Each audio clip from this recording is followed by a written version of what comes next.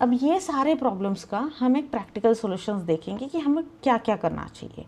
सबसे पहले तो आपको इंक्रीमेंट स्प्लिट रूल बनाना चाहिए कि कितना परसेंट आपका सेविंग्स में जाएगा और बचे हुए चीज़ों लाइफस्टाइल के लिए आप कितना परसेंट रखना चाहते हो। मेरा अंडरस्टैंडिंग है ये 50-50% होना चाहिए कि जो भी आपका सैलरी का इंक्रीमेंट अमाउंट आता है उसमें से 50% should go to your savings, should go to your emergency fund, should go to your SIPs, investments, and then 50% then you can consider to improve uh, on cloth branding, fashion, um, family outings, social rituals, all these things.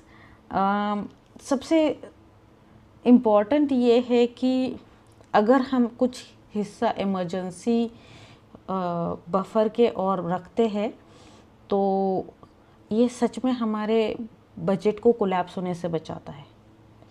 अगर हमारे record से कुछ और item extra आ जाते हैं monthly expenses में तो आपका इमरजेंसी बफर उसको हैंडल कर लेगा, ठीक है। इससे आपका बजट कोलैप्स नहीं होगा, ना ही अगले मंथ के लिए आपको प्रेशर होगा।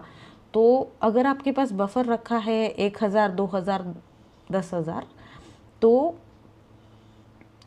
आपके पास हमेशा ये फ्रीडम रहेगा कि आपका बजट इंटैक्ट हो और आपके जितने भी एक्सपेंसेस हैं वो सेम रेंज में कवर हो जाए, तो at the end credit card use करने की नौबत ना आए, ठीक है।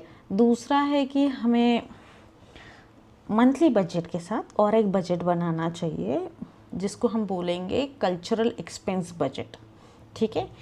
इसका रीज़न क्यों ये हम क्यों सोच रहे हैं, बिकॉज़ त्यौहार हर साल आएंगे, कोई भी गैदरिंग्स, कोई भी फैमिली फंक्शन अनप्लान नहीं होते, वो हर साल आते हैं। आपको बर्थडेज हर साल अटेंड करने हैं, तो आपको बजटिंग के टाइम इसको इम्पोर्टेंस देना ज़रूरी है। अब क्या फैक्टर आप कंसिडर करोगे? You will consider wedding gifts, festival shopping, travelling, which ritual expenses, family contribution, social gifts, office celebration, etc. जो आपके regular food, rent, travel to the office, ये सब के अलावा आते हैं, ठीक है। तीसरा सबसे इम्पॉर्टेंट फैक्टर है जिसको हमें कंसिडर करना चाहिए as a problem solver is the UPI tracker.